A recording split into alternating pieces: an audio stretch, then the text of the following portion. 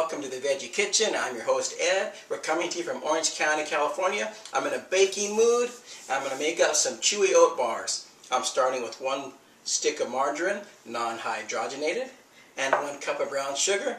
I'm going to put it in my saucepan on the stove on a low heat, let it all melt down. I'll get that started. We'll be right back. VeggieKitchen.org.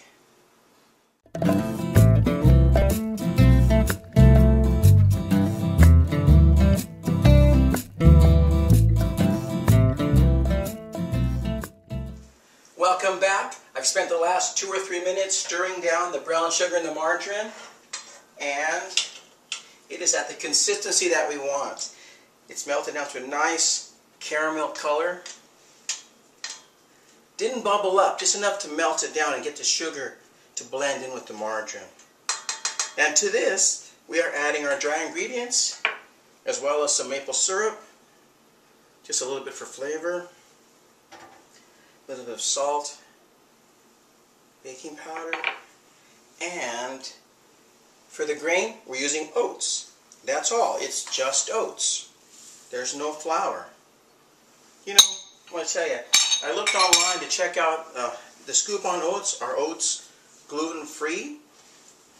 And I read several articles on it, and basically what I read was that the oat itself, in its natural state, is gluten-free.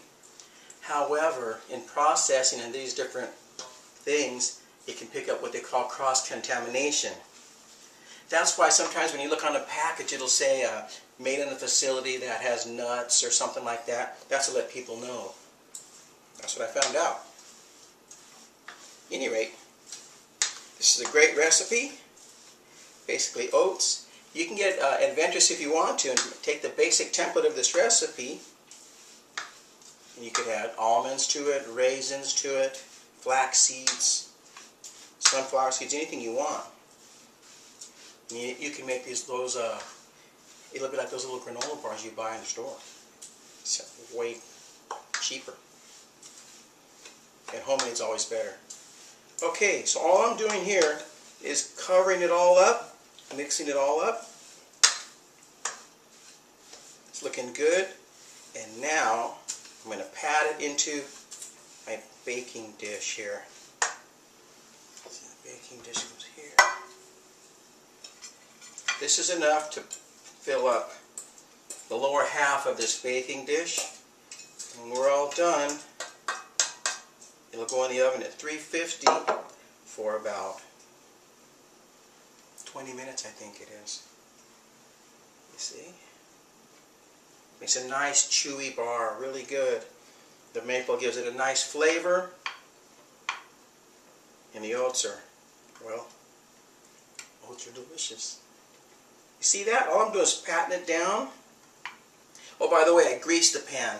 I just ran a little bit of margarine around the pan to keep them from sticking. The oven's heated up. Good enough. It's going in.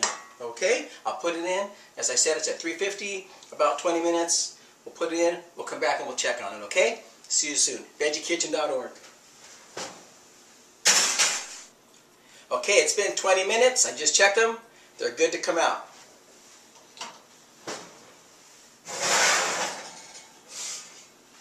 Ta-da! See that?